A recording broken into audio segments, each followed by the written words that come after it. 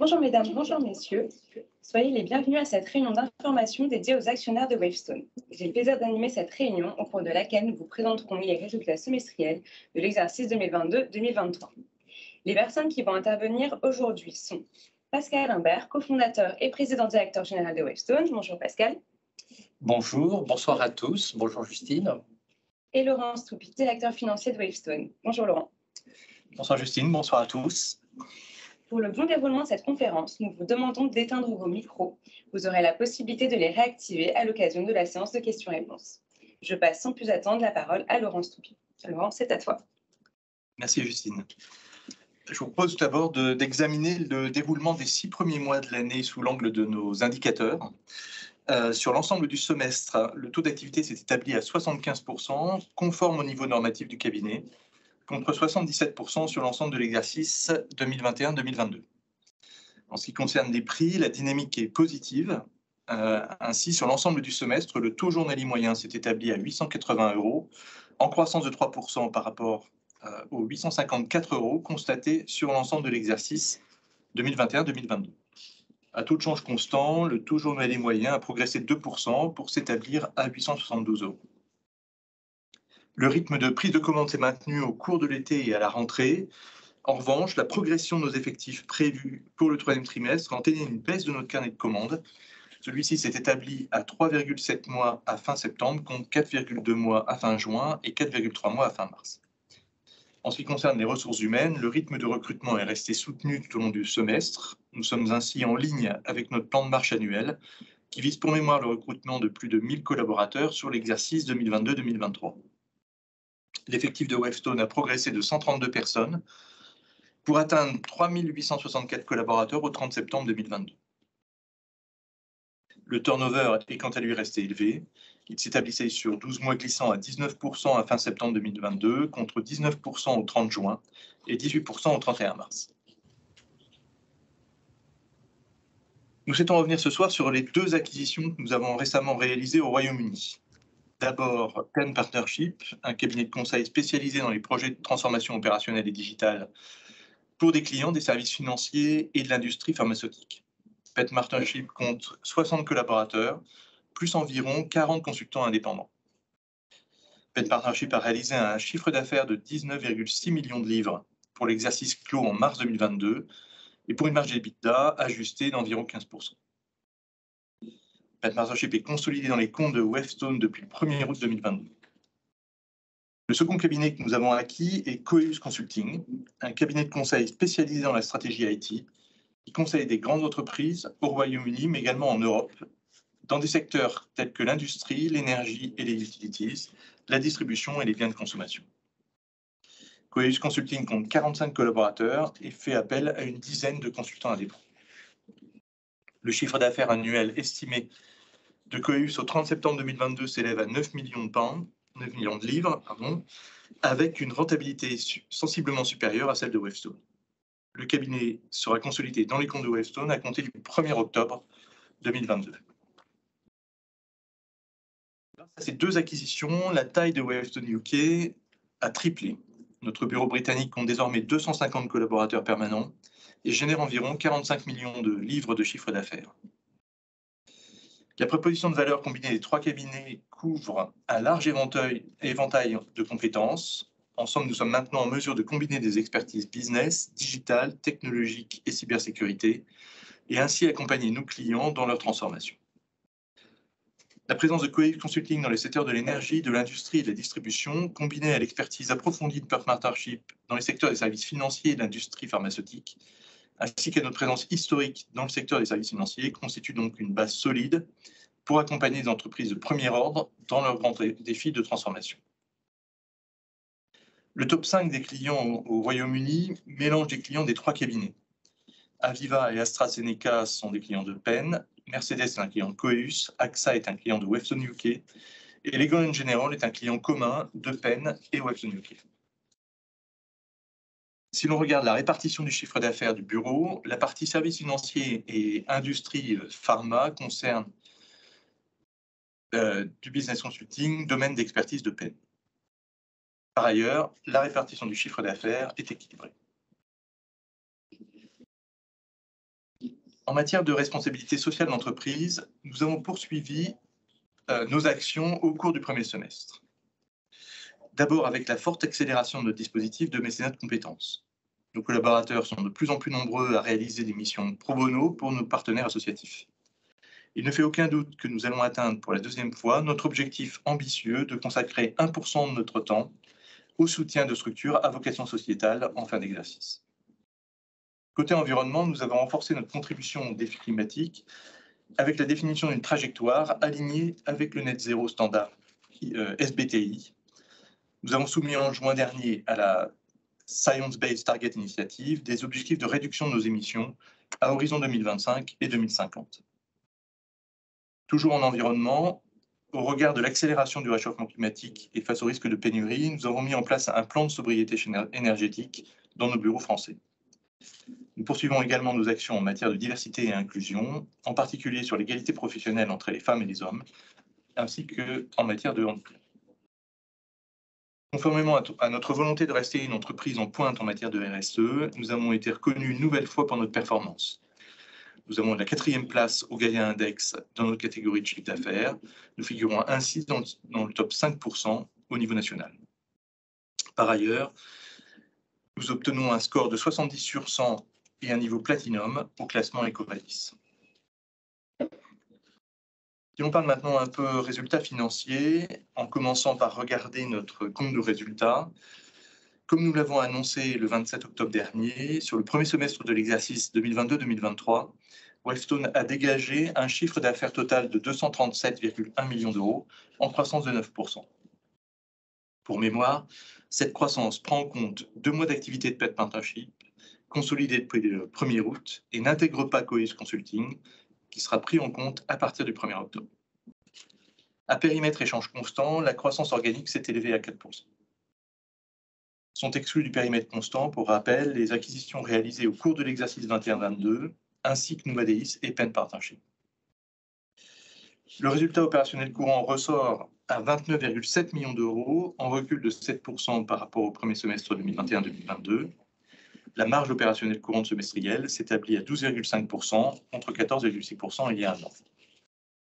Pour mémoire, la rentabilité du premier semestre 2021-2022 avait été exceptionnellement élevée dans un contexte post-Covid-19, marqué par un rebond de l'activité et un niveau de charge opérationnelle encore ralenti. Alors qu'au premier semestre 2022-2023, nos charges sont revenues à un niveau en fait plus standard. Nous avons par ailleurs accéléré nos dépenses en matière de recrutement et de ressources humaines. Ainsi, la marge de 12,5% du premier semestre 2022-2023 est conforme à notre plan de marche. Après prise en compte notamment des frais liés aux acquisitions de Pen Partnership et de Coeus Consulting, le résultat opérationnel s'est établi à 25,7 millions d'euros sur le semestre. Finalement, le résultat net part du groupe s'est élevé à 17,9 millions d'euros. La marge nette s'établit ainsi à 7,6% contre 9,5% un an plus tôt. Sur le bilan, vous pouvez voir que les capitaux propres progressent de 10,7 millions d'euros pour s'établir à 267,7 millions d'euros au 30 septembre 2022. Les écarts d'acquisition ont augmenté de 38,9 millions d'euros, principalement liés aux acquisitions de Novadeis et Pet Partnership. Sous l'effet des acquisitions de Pet Partnership et Coeus Consulting, la dette financière nette s'établit ainsi à 16,2 millions d'euros à l'issue du premier semestre 2022-2023, contre une trésorerie nette de 60,3 millions d'euros au 31 mars 2022. Nous visons une trésorerie nette comprise entre 30 et 35 millions d'euros au 31 mars 2023, sous l'effet de la génération de trésorerie traditionnellement plus élevée au second semestre de l'exercice. Cet objectif s'entend hors nouvelle acquisition. Pour finir cette partie financière, vous pouvez voir que depuis le 1er janvier 2021, le cours du titre Wavestone est en hausse de 42%, alors que le CAC Mid & Small reste quasiment stable à plus 1%. Après avoir connu une progression continue au cours de l'année 2021, le titre Wavestone a suivi depuis le début de l'année 2022 un parcours plus mouvementé, alternant trous d'air et remontées. En définitive, au 9 décembre, la performance depuis le début de l'année 2022 de Wavestone était inférieure à celle du CAC Mid & Small, respectivement à moins 22 et moins 13%. La liquidité moyenne quotidienne du titre sur Euronext s'établit à 474 000 euros en 2020. Je passe maintenant la parole à Pascal pour la suite de la présentation. Merci Laurent. Et encore une fois, bonsoir à tous.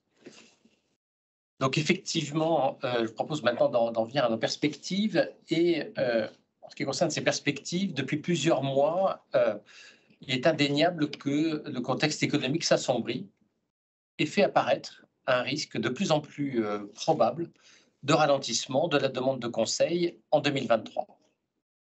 Et ça nous amène à porter un regard prudent sur le quatrième trimestre de notre exercice, quatrième trimestre donc, qui sera situé entre les mois de janvier et de mars 2023. Un regard prudent, d'autant que le début de l'année calendaire est souvent marqué par une certaine latence de nos clients dans l'engagement de leurs dépenses. Donc, une certaine prudence dans notre regard sur les mois à venir, mais même si je parle d'un risque de ralentissement de la demande de conseil en 2023, nous n'anticipons pas pour autant un coup de frein brutal et généralisé. Et au contraire, dans certains secteurs, nous avons même confiance dans le fait que la demande va continuer à bien se comporter, à bien se tenir, à être porteuse des secteurs comme la banque, comme l'énergie ou comme encore le secteur du luxe. Et d'ailleurs, même si l'environnement est plus incertain pour 2023, grâce à cette résilience de certains secteurs et au fait que nous n'anticipons pas un ralentissement qui soit très marqué et très global, ceci nous amène à poursuivre nos efforts en termes de recrutement, avec en particulier donc le maintien d'un objectif d'embauche de plus de 1000 nouveaux collaborateurs sur l'ensemble de l'exercice. En parallèle, nous restons par ailleurs mobilisés sur nos actions visant à réduire le turnover.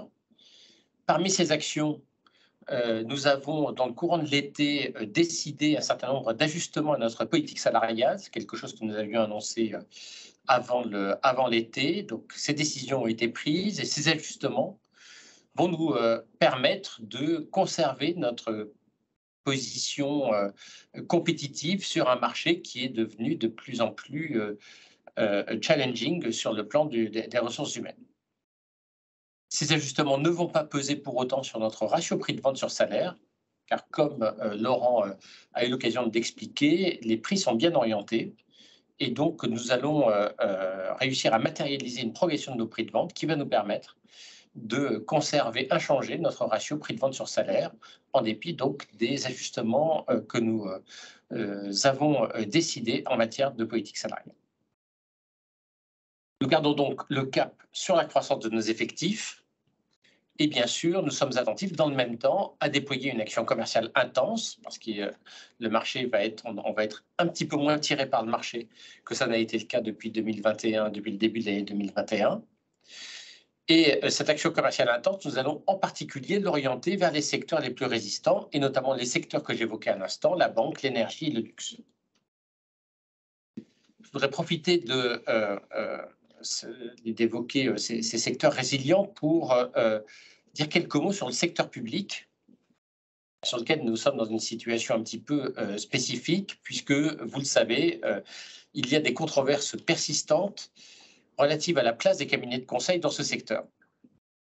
Et compte tenu de la persistance de ces controverses, nous avons décidé, à regret, de réduire sensiblement notre investissement commercial consacré aux grands ministères et aux grandes administrations en France, afin de ne pas être surexposé à ce secteur qui pourrait connaître des turbulences en conséquence de ces controverses. En matière de croissance externe, après les acquisitions réalisées au cours du premier semestre, nous ne prévoyons pas de nouvelles opérations au Royaume-Uni dans les prochains mois. Dans cette géographie, notre priorité est bien sûr maintenant de réussir les intégrations de Penn Partnership et de Cohus Consulting. Et donc, nous donnons la priorité aux acquisitions que nous pourrions faire dans d'autres géographies, en particulier aux États-Unis, sans nous interdire des opérations plus tactiques dans des géographies telles que la France ou d'autres géographies d'Europe continentale.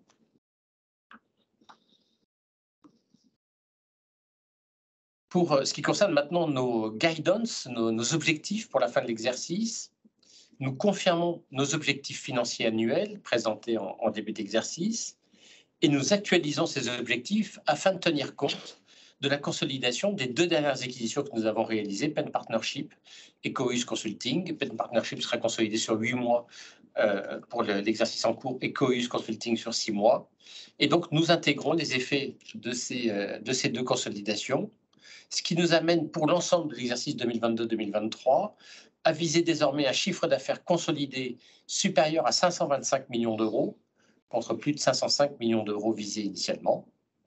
Quant à notre rentabilité, notre objectif reste inchangé. Nous fixons toujours l'objectif de dégager une marge opérationnelle courante de l'ordre de 15% sur l'ensemble de l'exercice. Voilà, Laurent et moi, nous vous remercions de votre attention et surtout, nous sommes maintenant à votre disposition pour répondre à vos questions. Merci Pascal. Vous avez maintenant la possibilité de poser vos questions. Et si vous êtes connecté sur votre ordinateur à Microsoft Teams, vous pouvez cliquer sur le bouton lever la main et ouvrir votre micro. Si vous êtes connecté par téléphone, vous pouvez cliquer sur étoile 6. Et vous pouvez aussi poser vos questions à l'écrit dans le chat dédié. Donc, Monsieur Haroche, vous levez la main, vous pouvez ouvrir votre micro.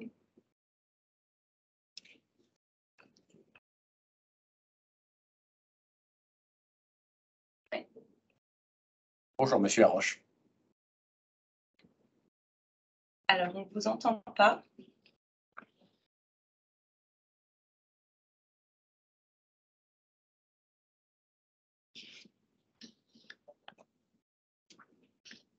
Monsieur Haroche.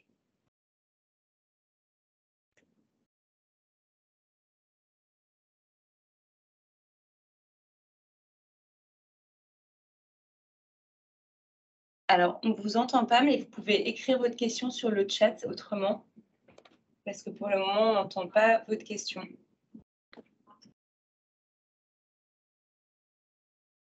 Et peut-être qu'on attend. Tu es sûr qu'on a mis le son assez fort?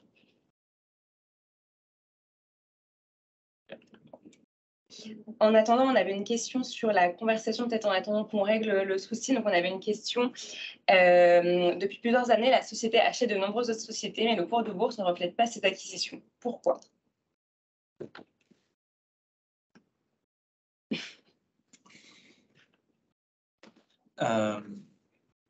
Peut-être qu'on peut se référer en fait finalement au slide en fait sur lequel justement on voit l'évolution du cours de bourse.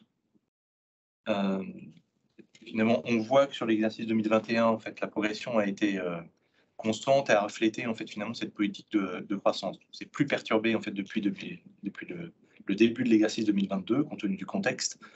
Et donc, on a un cours de bourse qui reflète moins en fait finalement l'évolution de la société dans ce contexte plus chahuté. Donc, on continue à développer de la valeur au travers en fait de ces acquisitions externes, au travers en fait finalement du développement international et la contribution de ces acquisitions externes en fait au développement international. Pour l'instant, effectivement, ça ne se reflète pas complètement dans le cours de bourse, sauf si on le regarde en fait effectivement depuis le début de l'exercice, en fait, depuis le début de l'année 2021. Vu que finalement sur un cycle de plusieurs années, si je regarde de manière un petit peu plus ancienne la performance de Wavestone par rapport à la performance par exemple du CAC sur 5 ans.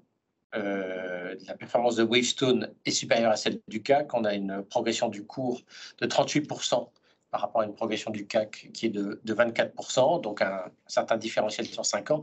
Et alors sur 10 ans, là, le différentiel est énorme, hein, puisque le CAC a progressé de 80% sur 10 ans, alors que Wavestone a progressé de plus de 840%. Donc, un gros différentiel. Mais si vous posez la question, c'est que vous n'êtes pas satisfait de la progression du cours de bourse de Wavestone. Et donc, nous allons nous atteler à faire que cette progression reprenne sur la dynamique qu'on a pu observer sur les 10 dernières années et de manière à vous convaincre définitivement. Donc, on a une autre question sur la politique de rachat d'actions.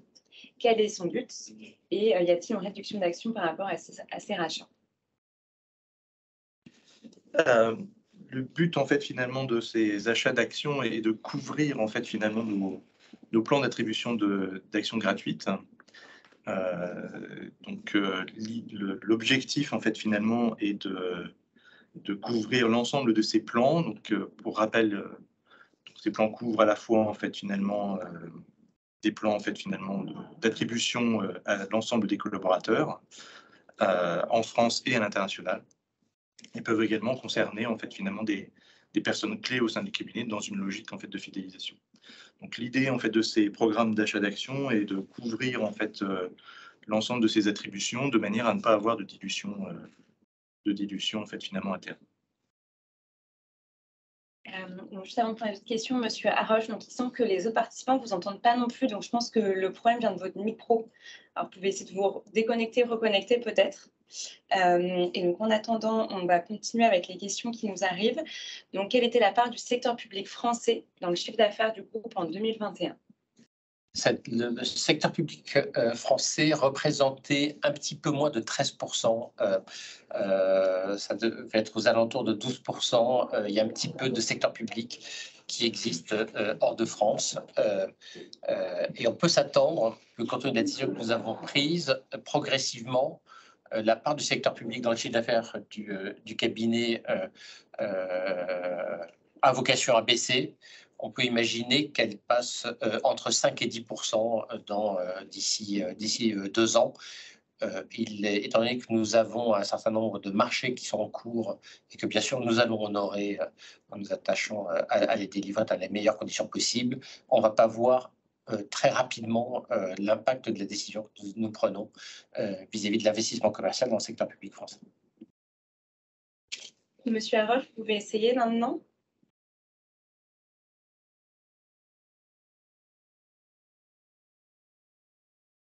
On ne vous entend toujours pas malheureusement, donc n'hésitez pas à écrire la question dans la conversation. On a une autre question sur la guerre en Ukraine. A-t-elle eu un impact sur la société Wavestone?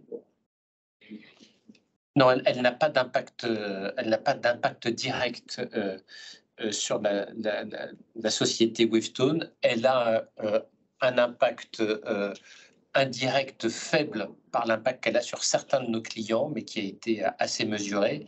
Je dirais surtout que son impact est de contribuer à la dégradation des perspectives économiques générales à travers finalement l'incertitude qu'elle fait peser sur l'environnement macroéconomique et à travers l'effet direct sur le prix de l'énergie, qui fait partie des facteurs, cet impact fait partie des facteurs qui font que en 2023, on pourrait voir un certain ralentissement de la demande de conseil. Donc, on n'a pas été exposé directement, on a été faiblement exposé indirectement à travers nos clients. Et c'est surtout finalement en 2023 que l'impact sur l'environnement économique pourrait finalement venir en tout cas changer le marché sur lequel Wavestone évolue, mais un marché vis-à-vis duquel, vous voyez, nous gardons je dirais un optimisme raisonnable. Et du coup, sur le même thème, est-ce qu'une fois la guerre en Ukraine terminée, on cherchera à investir dans les pays de l'Est?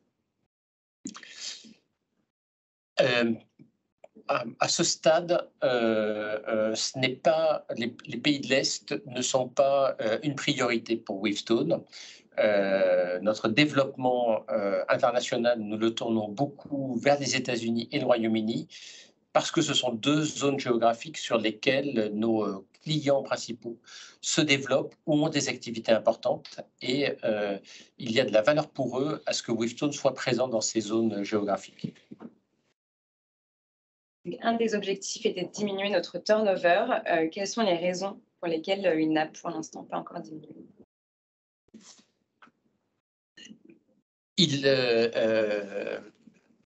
Nous sommes confrontés finalement à une situation de tension extrême sur les ressources humaines. On fait des benchmarks pour nous situer par rapport à nos concurrents, et on se rend compte que la difficulté à laquelle on est confronté est une difficulté à laquelle l'ensemble du marché est confronté avec souvent des chiffres significativement plus importants que Wavestone. Très souvent, dans les cabinets de conseil, on a plutôt des turnovers qui sont situés entre 20 et 25%. Nous, on est situé proche de 20%. Ce n'est pas satisfaisant. Je dirais que là aussi, j'aurais tendance à manifester une certaine prudence, mais une prudence un peu plus optimiste sur le fait que graduellement, nous devrions obtenir des résultats à l'issue de l'ensemble des efforts que nous avons consentis pour arriver à mieux fidéliser les collaborateurs au sein de Wavestone. Donc, je vous rappelle que vous pouvez lever la main, ouvrir votre micro si vous avez des questions ou les écrire dans le chat. Monsieur Haroche a quitté la conversation, mais il ne s'est pas reconnecté pour l'instant. On a une dernière question, mais j'ai demandé quelques précisions. Bon, peut-être qu'on peut essayer d'y répondre. Sur comment on se compare aux autres sociétés de conseil. Donc, est-ce que c'est en termes de cours de bourse ou de croissance, je ne sais pas, mais peut-être. Il y a très peu de sociétés de conseil cotées. Je pense que la comparaison est sans doute assez intéressante, plutôt en termes de gains de part de marché et de croissance.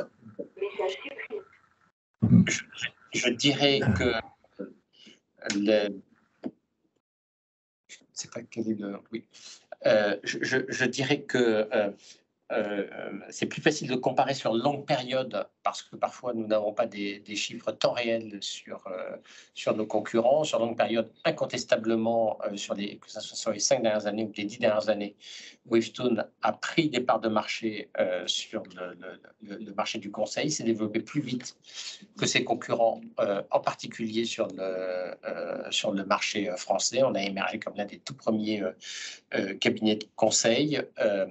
Ce qui nous distingue finalement, c'est une croissance qui combine une croissance organique très régulière avec des opérations de croissance externe régulières, permettant finalement de soutenir une croissance extrêmement régulière, y compris quand le marché est un petit peu moins porteur. Quand le marché pousse et marche bien, tout le monde se développe assez rapidement, à peu près à la même vitesse. Et je dirais même d'ailleurs, peut-être sur le premier semestre de l'exercice, on a un petit peu pêché par notre rythme de croissance organique qui n'était que de 4%. On a prévu de faire plus sur l'ensemble de l'exercice. Mais ce qui fait surtout la différence, c'est le fait que Wavestone résiste très bien dans les périodes où le marché tire un petit peu moins. Une des forces de Wavestone, c'est sa capacité à dégager de la croissance organique grâce à un savoir-faire commercial très développé et très ancré au sein de l'entreprise. Et j'en donnerai juste une illustration. Au moment de la crise Covid-19, quand le marché a amené des reculs très importants chez certains cabinets de conseil, Wavestone a eu une décroissance qui a été limitée à 1% pendant la période de l'exercice Covid. Et dans ces moments-là, du coup, ça nous fait finalement prendre de l'avance par rapport à nos concurrents, une avance qui est moins déterminante quand le marché est très porteur. Alors, Monsieur Haroche, on va refaire un test. Est-ce que vous m'entendez? Parfait, on vous entend très bien. Bon, alors, je commencerai quand même par des compliments. Vous avez été récemment classé comme meilleur cabinet au monde, cabinet de conseil au monde par Forbes. Ça mérite d'être souligné. Alors, je ne vais pas rentrer dans le détail. Vous avez 4 étoiles sur 2 catégories, transformation digitale et conduite du changement, sur des périmètres que nous connaissons bien, que vous avez renforcés récemment avec le UK.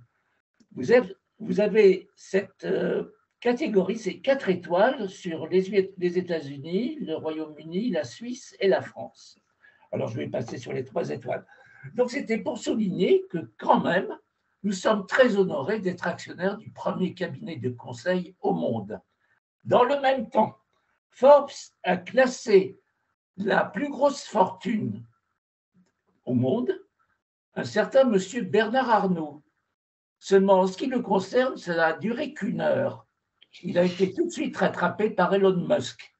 Donc, je souhaite pour Wavestone que ça perdure à l'infini. Alors, voici ma question. Si vous m'entendez toujours. Je voudrais revenir Vous m'entendez toujours? Parfait. Je reviens sur la position dette nette à la fin de l'arrêté, qui est de 16 millions.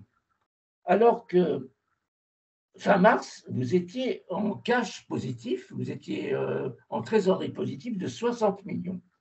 Donc, vous avez consommé 76 millions d'euros entre fin mars et fin septembre. Alors, ma question est de savoir, est-ce que vous avez affecté ce cash pour payer toutes vos acquisitions? Est-ce que vous avez décidé aussi de relancer des dépenses de marketing dans certains domaines où vous êtes premium? Je pense au luxe, à l'énergie et puis à la banque, je crois. Comment expliquez-vous alors que votre position d'endettement n'a pas bougé? Donc, vous avez consommé 76 millions. Alors, je n'ai pas trouvé le chiffre des dernières acquisitions de Penn, de Coeus, etc. Est-ce que vous pourriez nous en dire un peu plus sur ce terrain? Merci. Tout à fait. En fait, sur l'explication en fait, de l'évolution de notre position de trésorerie entre le 31 mars et le 30 septembre, c'est plus de l'année suivante. Donc, on a eu un cash généré par l'activité, en fait, à peu près une trentaine de millions d'euros, qui a été compensé en grande partie par une augmentation du BFR, avec un impact sur la trésorerie de 25 millions d'euros. Cette consommation de BFR est, on va dire, classique en fait sur le premier semestre. Elle est liée en fait à la baisse en fait finalement de la dette sociale et fiscale. On a également donc décaissé pour nos acquisitions à peu près à hauteur de 51 millions. Voilà. Et ensuite donc des paiements également qui interviennent en fait sur le premier semestre, donc comme le paiement des impôts pour à peu près 12 millions, le paiement des dividendes en fait pour entre 7 et 8 millions d'euros. Et puis donc les rachats d'actions en fait pour couvrir nos plans d'action gratuites pour environ 6,5 millions d'euros. Donc si vous reconstituez en fait finalement ces différents éléments, vous retrouvez à peu près en fait finalement la somme en fait que vous mentionnez. Donc cette évolution à peu près d'une baisse de 76 millions.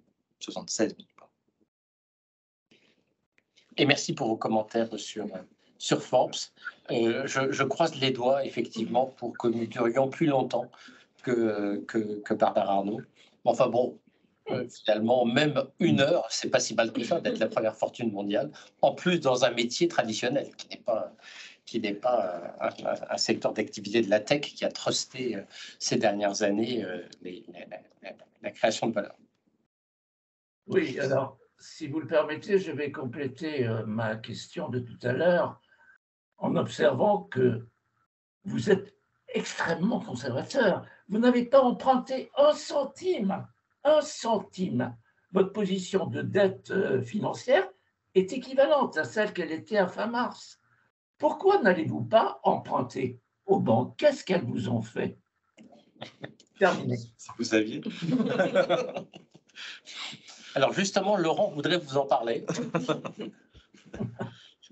En fait, jusqu'à maintenant, donc on n'avait pas besoin en fait finalement de s'endetter auprès des banques puisqu'on a pu couvrir toutes nos acquisitions avec nos fonds propres.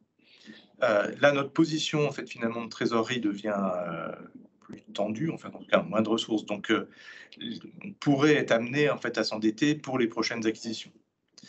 On est en train, sans rentrer dans les détails, mais de rediscuter avec nos banques la question en fait du plan de financement et notre crédit en fait notre contrat de crédit pour les années à venir en fait et être capable justement d'augmenter notre niveau d'endettement pour faire le plan d'acquisition qu'on a prévu dans le cadre du plan Impact, qui pour le rappel vise à acquérir 150 millions d'euros de chiffre d'affaires sur 3 ans. Sachant qu'on en a fait pour l'instant une quarantaine de millions d'euros. Voilà. Donc l'exécution du plan Impact va nous amener en fait à nous endetter plus. Pour l'instant, on n'en a pas eu besoin. En fait. Et ce qui devrait donc permettre une meilleure création de valeur pour les actionnaires, parce que vous avez raison, nous sommes assez conservateurs, on n'aime pas être trop endetté, mais là, on était sans doute dans une position avec du cash net là, pendant plusieurs années au bilan de Wavestone qui n'était pas très optimisé d'un point de vue financier. Mais je vois qu'il y a d'autres questions. Et donc, on a encore pas mal de questions sur la conversation. Donc, en cette fin d'année, combien la société Wavestone détient-elle d'actions en propre, hormis celle des dirigeants? Donc, la part d'autocontrôle est de 1,2% en fait, finalement, après les rachats d'actions qu'on a fait on va dire, pendant l'été, début d'automne. Donc, 1,2%. Il faudrait préciser, parce que parfois il peut y avoir une ambiguïté, ces actions gratuites que nous servons avec des plans autodétenus, ce n'est pas un coût supplémentaire pour la société. En fait, le coût de l'attribution de ces actions gratuites, elle passe directement dans notre compte de résultat. Les normes IFRS amènent à comptabiliser, comme si c'était des charges de personnel classiques, le coût de ces plans d'attribution gratuite. Et donc là, on parle bien du cash qui est utilisé pour acheter ces actions propres, mais vous voyez bien dans notre compte de résultat, le coût total des charges de personnel intègre le coût de ces rachats d'actions destinés à servir des plans d'attribution gratuite aux salariés. Ensuite, du coup, une question sur la société SQLI qui fera peut-être l'objet d'une OPA. Donc, est-ce que Wavestone serait intéressé par cette société? Quel rapport on a avec elle aujourd'hui et quelles sont nos différences?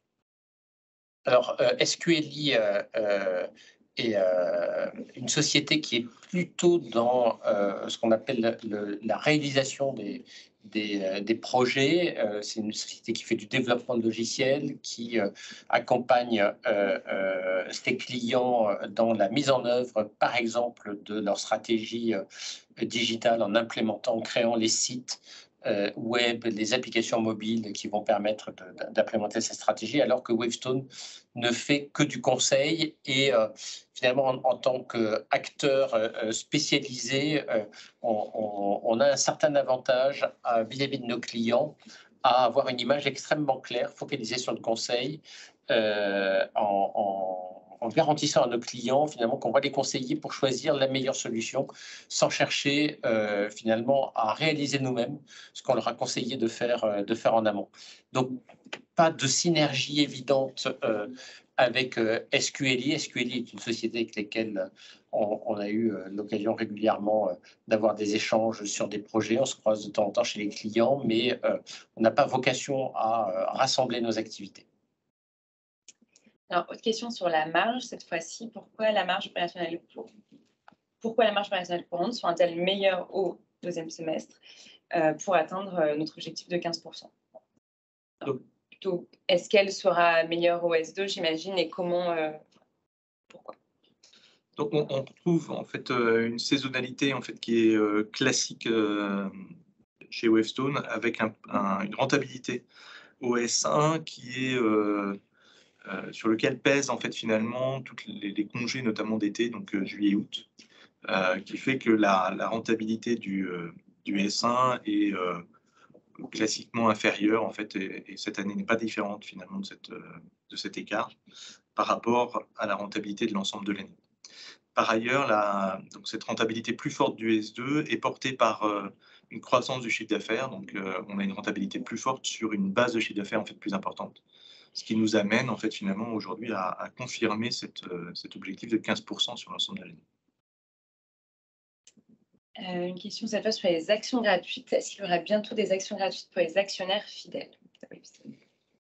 Mais tu as oublié une partie de la question.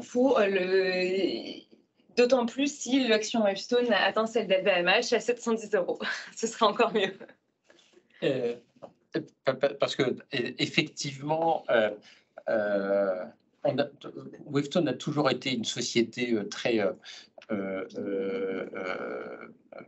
concentrée sur finalement la progression de son activité, faisant progresser le cours de bourse. Alors, on n'a jamais atteint les 710 €, mais on aurait pu le faire parce qu'on a divisé par 2 fois le cours le titre de Wavestone. On l'a divisé donc par 16 au cours des années. Donc, nous pourrions être à 710, mais je relève le défi. Ce qui nous intéresse, c'est de continuer à créer de la valeur sur le long terme. Et par ailleurs, nous sommes un projet de long terme. Donc, oui, 710 €, c'est un bon objectif pour le futur, dans le long terme pour Wavestone. Ça voudrait dire qu'on a réussi à trouver des leviers, à faire les opérations et à développer l'activité de manière effectivement à créer cette valeur.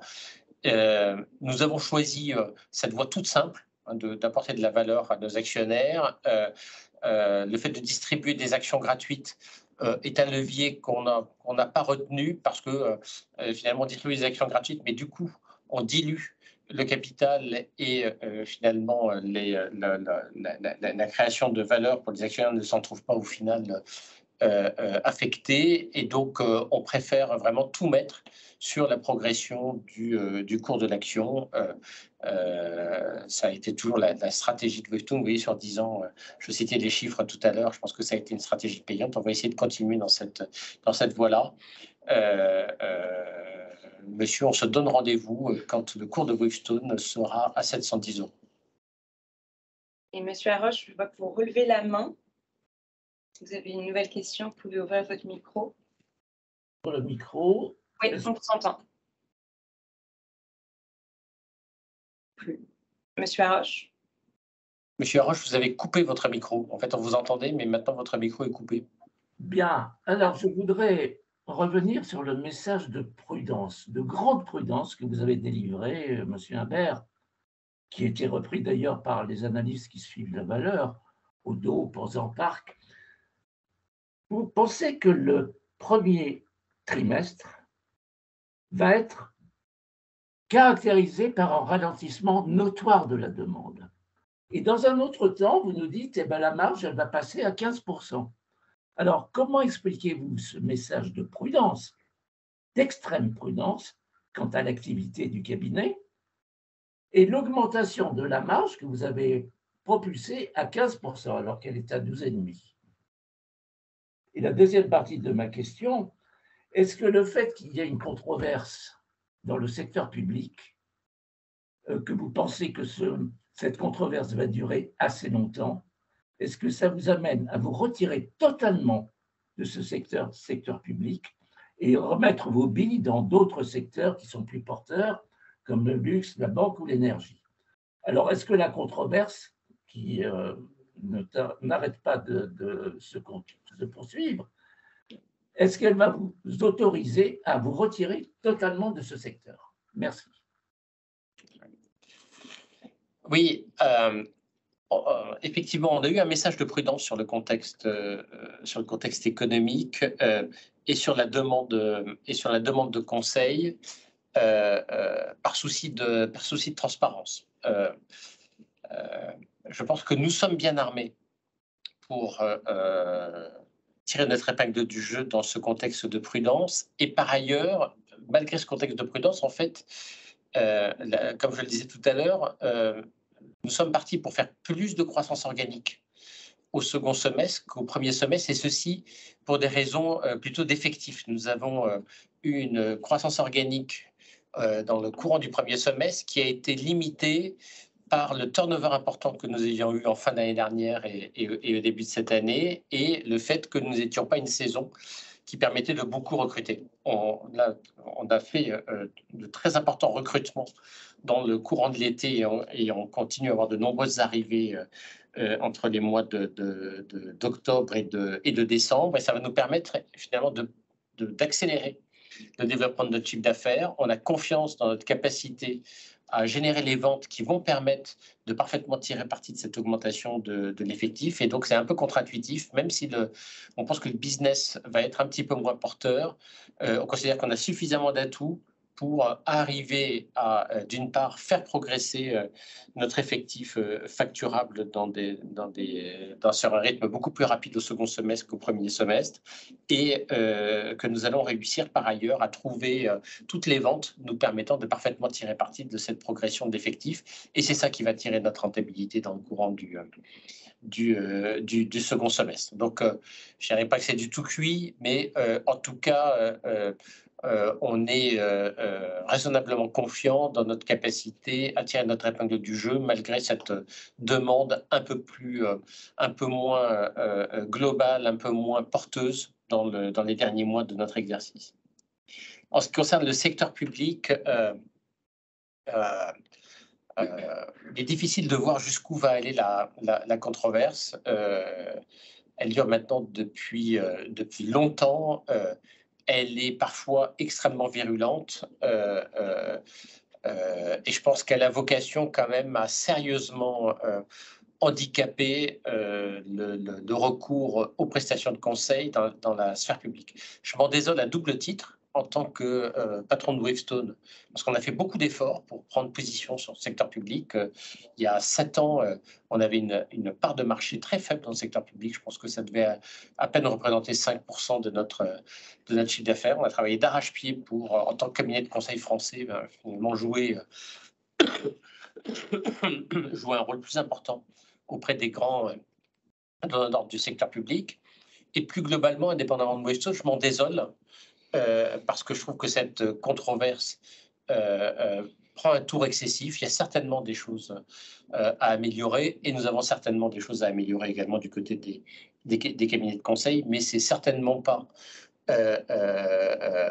en cherchant à réduire à toute force le recours au cabinet de conseil qu'on va aider l'administration et les grands ministères à se préparer aux défis du 21e siècle. Et donc, au moment où toutes les entreprises, dans tous les secteurs d'activité, utilisent de plus en plus les prestations de conseil, elles ne le font pas par philanthropie, elles ne le font pas par copinage, ou elles ne le font pas parce qu'il y a des réseaux obscurs qui feraient que les cabinets de conseil se rendraient incontournables. Elles le font tout simplement parce qu'elles y trouvent avantage et qu'elles savent que c'est un moyen de mieux se préparer à leurs défis. Et donc, le fait que dans le même temps,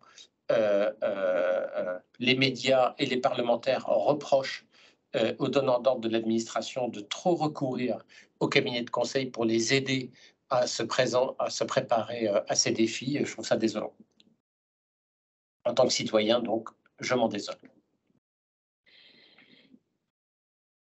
Oui. Je vous ai parlé à cœur ouvert. Si jamais ça tournait mal, je n'irai avoir jamais tenu ces propos. Monsieur Haroche, vous pouvez ouvrir votre micro si vous avez du coup encore une question. Oui, oui. Oui. Vous avez refermé votre micro. Voilà. Donc, je voulais m'assurer auprès de vous si les prestations de cybersécurité émanent en priorité du secteur public. Est-ce qu'on peut supposer, si vous prenez un peu la tangente par rapport à ce secteur, que vous aurez moins de commandes de l'État ou des collectivités territoriales en ce qui concerne de la cybersécurité? Vous avez pourtant des grands ténors. Dès qu'on a attaqué l'hôpital de je ne sais pas où, eh bien on a fait appel à Jérôme Billois. Il apparaissait dans tous les médias. J'ai entendu 2 fois à France Info l'hôpital de Versailles. Alors tout ça, c'est des collectivités territoriales. Est-ce que si vous faites un pas en arrière, vous ne risquez pas de vous fermer le marché juteux de la cybercriminalité? Terminé. Oui, nous travaillons de manière assez importante auprès de clients du secteur public dans le domaine de la cybersécurité, en très bonne intelligence avec l'ANSSI, qui, dans le cadre de l'attaque de l'hôpital de Corbeil-Essonnes, était à la manœuvre. C'était bien l'ANSSI, l'Agence nationale pour la sécurité et systèmes d'information, qui pilotait les opérations. Mais effectivement, nous sommes intervenus à la demande de l'ANSSI pour apporter du manpower supplémentaire pour arriver à traiter cette attaque. Mais effectivement, s'il y a vraiment un secteur dans lequel je n'ai aucune crainte que notre activité puisse baisser, c'est le secteur de la cybersécurité. Nous allons sans doute réduire la voilure de nos équipes cybersécurité auprès des acteurs du secteur public. Mais par contre, la demande est tellement forte sur cette compétence que ça ne se traduira certainement pas par une baisse de l'activité de Wavestone dans le domaine de la cybersécurité. Nous allons simplement reporter cette activité vers d'autres clients du secteur privé. Alors, je pense qu'on a couvert toutes vos questions. Donc, Pascal, je te donne la parole pour conclure. Bien, écoutez, merci beaucoup de votre attention. Merci de vos nombreuses questions. J'ai bien pris note par ailleurs des messages que vous nous avez transmis dans la conversation et je vous en remercie. Ils sont bien notés. Nous vous donnons maintenant rendez-vous pour communiquer le chiffre d'affaires du troisième trimestre de l'exercice 2022-2023 à la fin du mois de janvier, au 30 janvier au soir. Donc, où nous pourrons commenter à la fois les performances du troisième trimestre de l'exercice et puis surtout donner plus de couleur sur ce potentiel ralentissement que j'évoquais. Nous vous dirons s'il s'est effectivement matérialisé et puis quelle est son ampleur et comment nous arrivons à tirer notre épingle du jeu dans cette nouvelle période donc, qui pourrait s'ouvrir à partir du 1er janvier 2023. Merci encore de votre présence ce soir, de vos questions et des échanges et à très bientôt. Je vous souhaite de bonnes fêtes de fin d'année d'ici là. Merci, bonne soirée. Fête de fin d'année. Au revoir.